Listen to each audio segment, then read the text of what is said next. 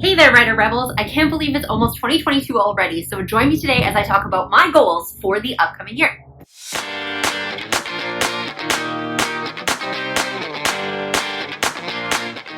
Hey everyone, it's me, Scarlett Kol, young adult author, YouTuber, and storyteller, and I am here today to talk about 2022 and my goals for the upcoming year. I know it's kind of that season where everybody is putting all of their goals together and coming up with some really great plans on where they plan to be this time next year. So for those of you who follow me, you'll know that I did a bunch of things over the past year. I released Sleepless, that is my witchy YA novel that I was really excited about. I had Sleepless come out in a dust-jacketed hardcover, which was the first for me, which was really exciting.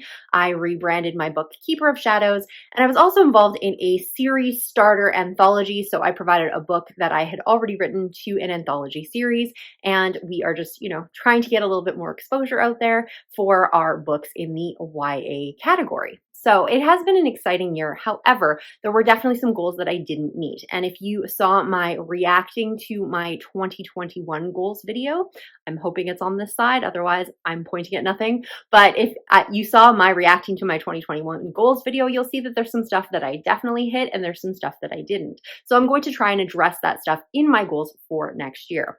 One thing you'll definitely know from that video and from the vlogs that I've had over the years that I've really struggled creatively, which is not a surprise. There are a ton of authors right now that are just kind of having a little bit of difficulty with 2021 and trying to get their creative mojo going. So I know I'm not the only one, but I also know that it's not necessarily something that I'm stuck with or that there weren't people who totally did awesome this year. So I will address that in my goals as I get through them. But before we get to that, I did want to thank all of my subscribers for coming back week after week. If you want to be a subscriber, it's an easy task. Just make sure you're hitting that subscription bar and the notification bell below this video. Whether you're a subscriber or not, make sure you're hitting that thumbs up button to let YouTube know this is something worth watching. All right, so I basically have 3 sets of goals just like last year, but they are definitely different in scope, which you are going to be able to see very, very quickly.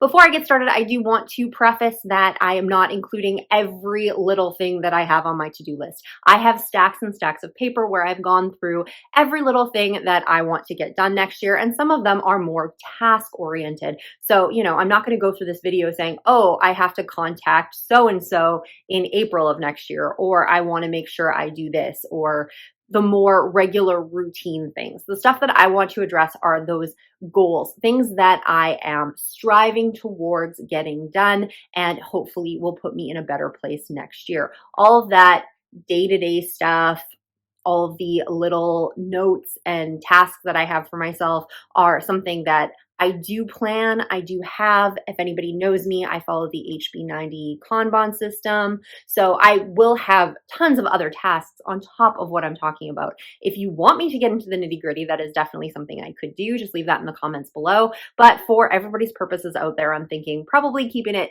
relatively high level will give you the most oversight of what I'm going to be doing. Obviously, you're going to be able to see a theme as I go through things this year, so you'll be able to get an idea of what my other types of tasks are to relate to these 3 goals.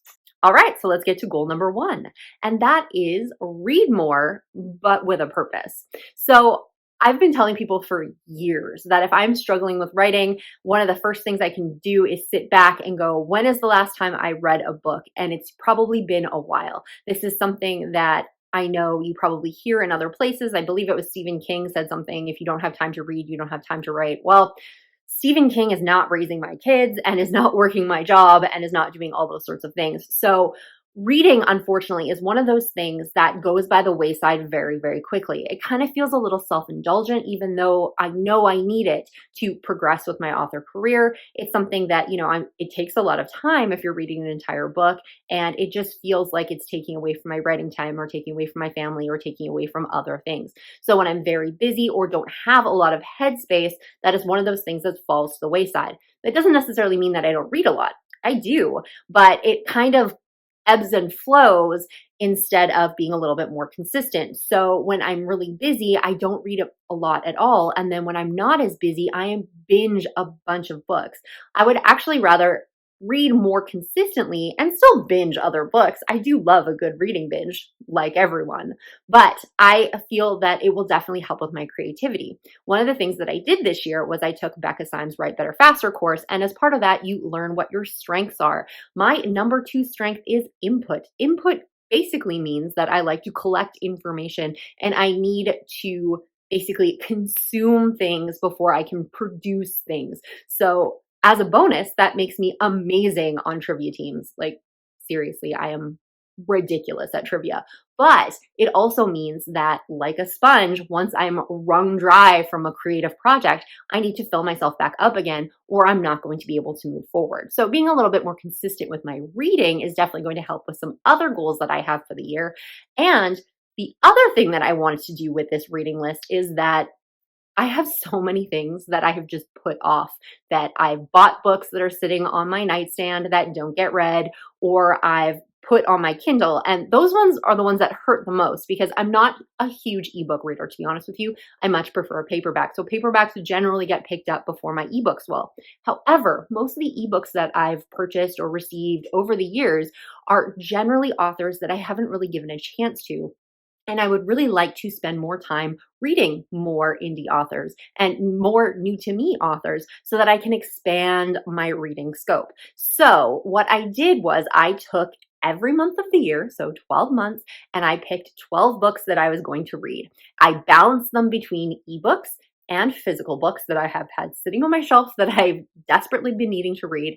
And I'm slotting them in 1 month at a time, and they're kind of around certain things. Some of them are just for fun or that I've been wanting to get to for a while. Some of them are research related in genres that I currently write in, or something that there's a concept that I'm going to be writing a series in, and I just want to start percolating ideas and seeing what's out there. So it is kind of two-sided in terms of also providing research as well as providing that creative and self-care outlet for me.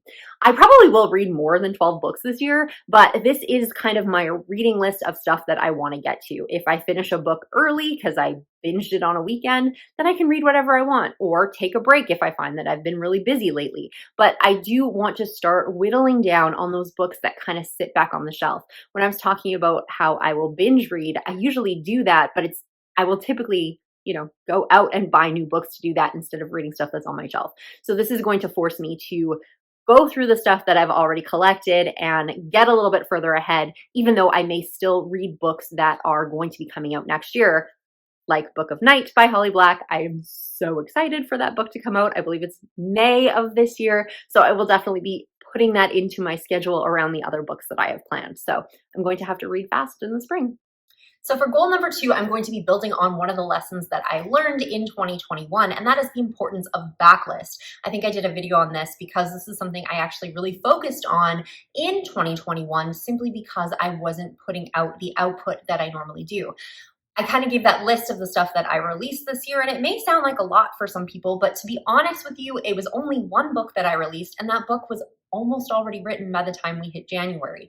So I didn't actually write any new books this year, but I still had releases. So I did release Sleepless, which was one that I had been working on. I released The Mistletoe Mistake, which I think I forgot to mention at the beginning, but that was actually an anthology story that I released last year with a bunch of friends, and now I've just released it as its own independent release.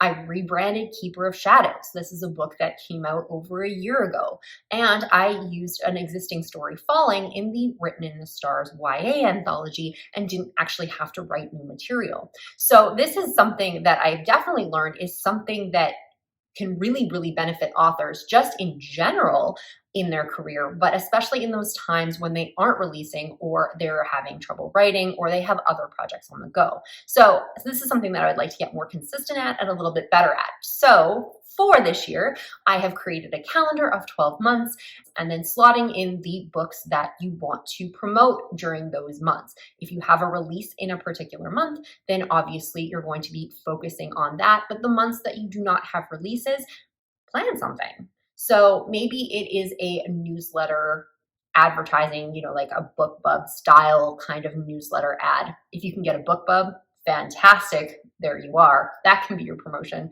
But planning a newsletter ad of some sort. I have some giveaways coming up that I'm going to be involved in, and I have slotted them in month by month. And I've also picked titles that I want to be promoting around the releases of certain books.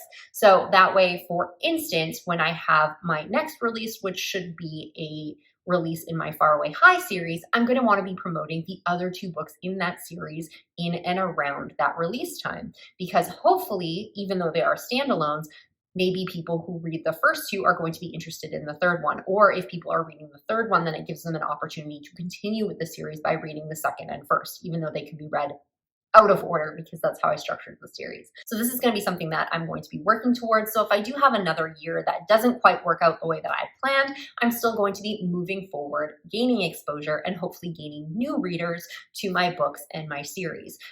However, if I do have a bang up year that I'm really hoping for, then this is just going to be icing on that cake and build my readership and hopefully bring them into my new work as I release it. And my third goal is the one that is most important to me and is the one that I struggled with the most last year. So, as I said, if you've watched my reaction video, you are going to know that I did very well at a lot of my goals, except for the writing. And this is the one that probably hurts the most, because I'm on here as an author, as a writer, and I spent an entire year with all of you guys in my vlogs, plus my whole last year as an authortuber.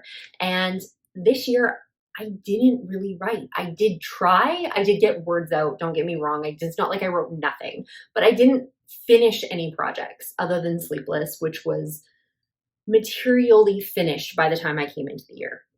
I definitely needed some rewrites and some fixes, but the majority of the story was already there. I was just fixing and changing things at that point.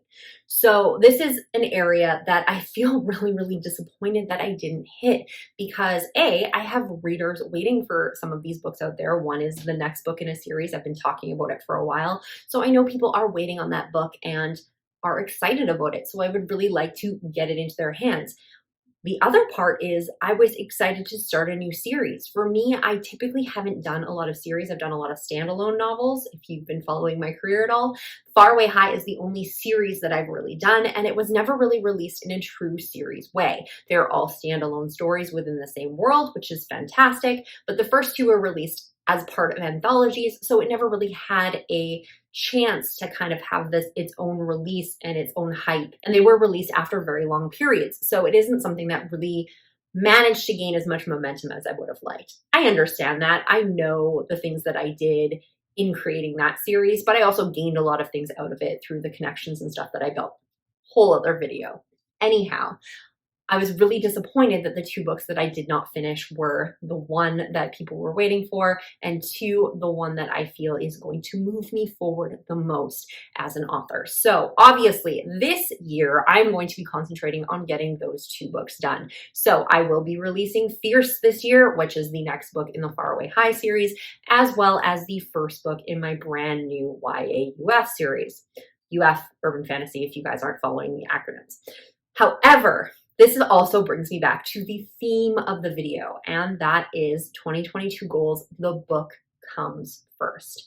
I cannot take credit for that motto, because Zoe York, she is a romance author that has a lovely Clubhouse indie open mic on Fridays that I like to listen to. If you are on the Clubhouse app, you should check her out.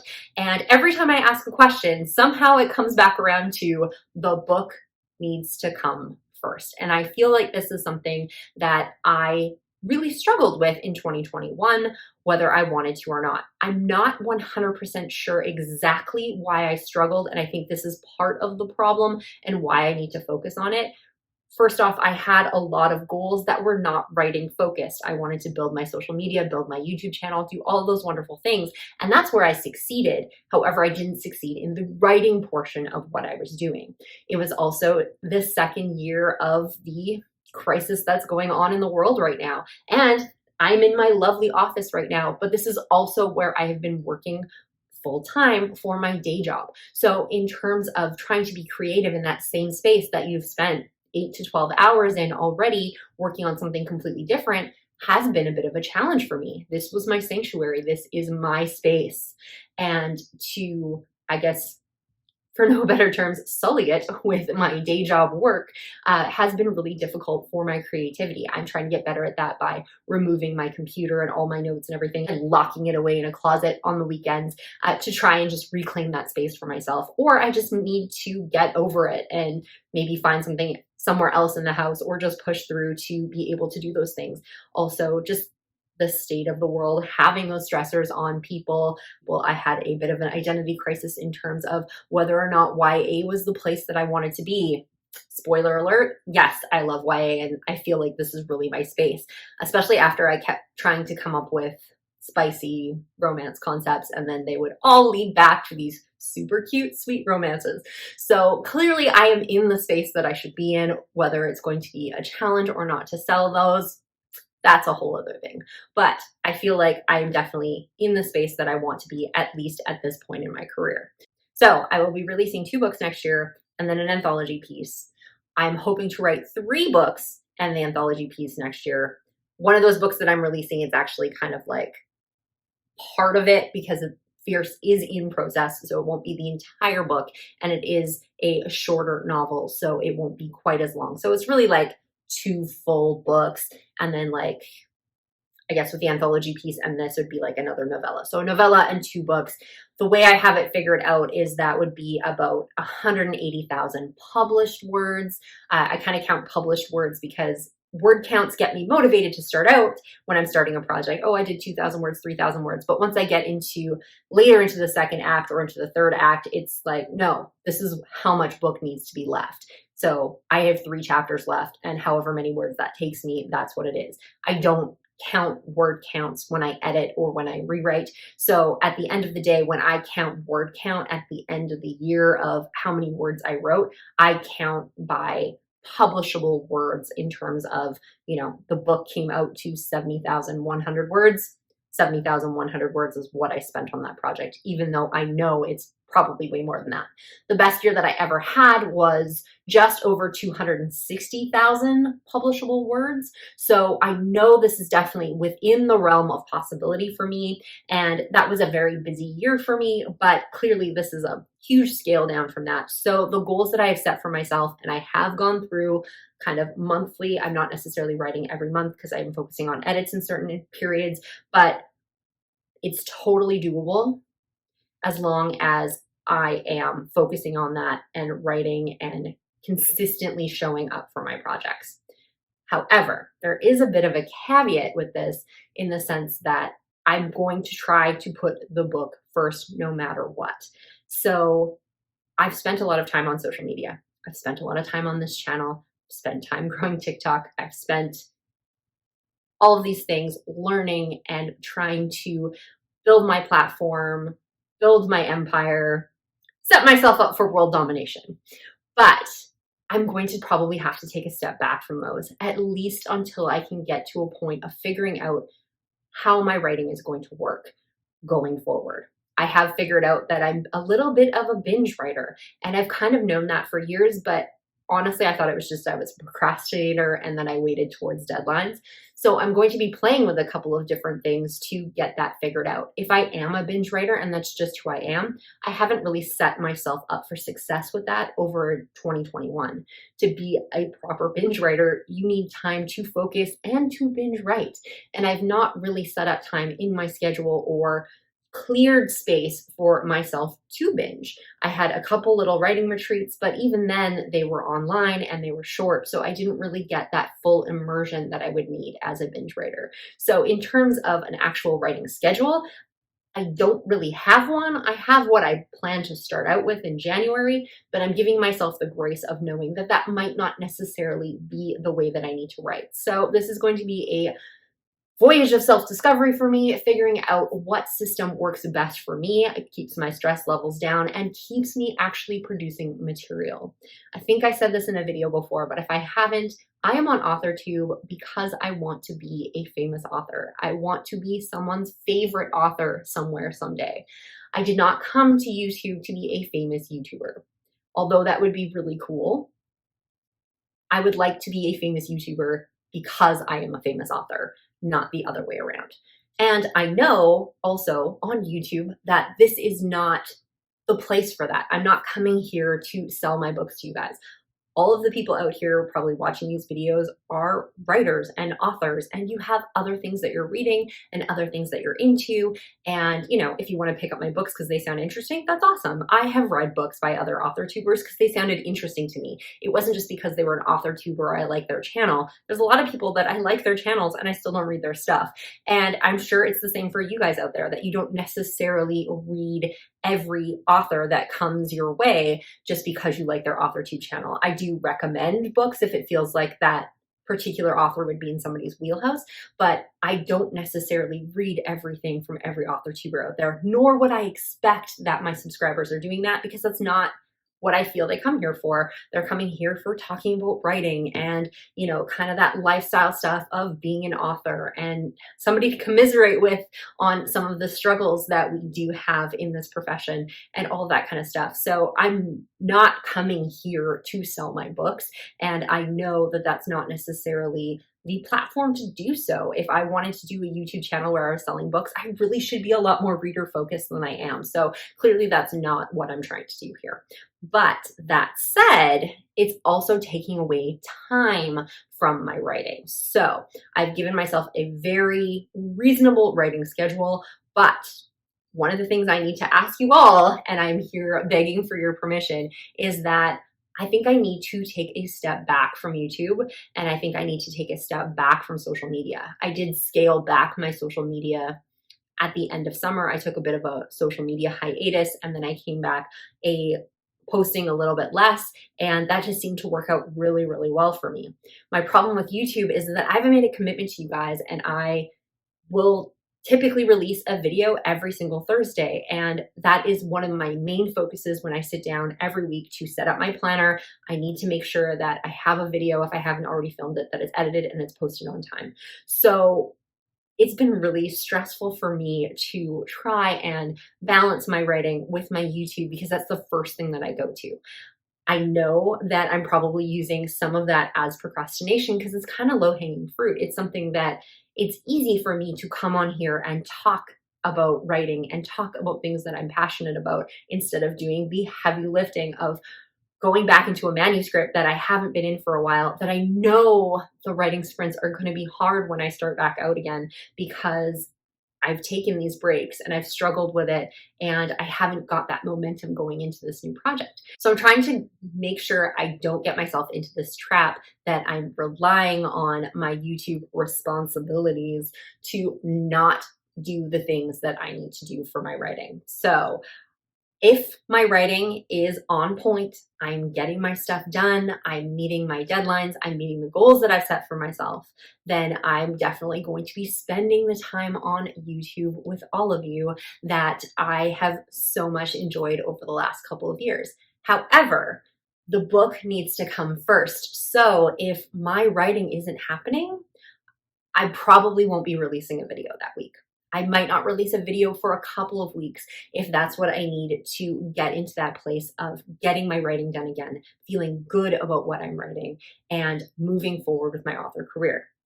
This may sound like a bad thing if you've been enjoying my channel. However, I think this is going to be a positive thing for all of us because A, I'm probably going to have a lot more positive attitude. I'm going to be learning a lot more things about myself, about being an author, and you get to kind of do that journey with me of the things that I've tried and experimented with to get me into a place that works for me. And hopefully I'm going to have new books to talk about and new experiences of writing that's going to be entertaining and more exciting for you guys out there. So I hope you please forgive me at putting my book first, but I have been stressing myself out trying to follow through on the commitments that I've made to all of you out there about showing up for this channel and showing up for the videos that I do every Thursday. But I think this is a point where I just need to take time for my writing, rally, figure out what's going on, and come back strong as a writer, as an author, as a YouTuber, and just as a person. So that's basically my goals for the year. I want to input more information and read more and grow my reading catalog and try out new authors, try out new things. 2, I want to get better at putting my promotion on autopilot a little bit so I can focus more on my writing instead of just basically slapdash advertising like I've been doing every time I have something, just rushing into it, or if somebody gives me an opportunity, just running towards that instead of being methodical and thinking through what I'm going to be doing for my promotions so I can have a little bit more consistency in terms of my sales and how I promote my books. And number three, I am going to get these books done. I'm going to get these books out and in the hands of the fans that want them, as well as moving my career forward.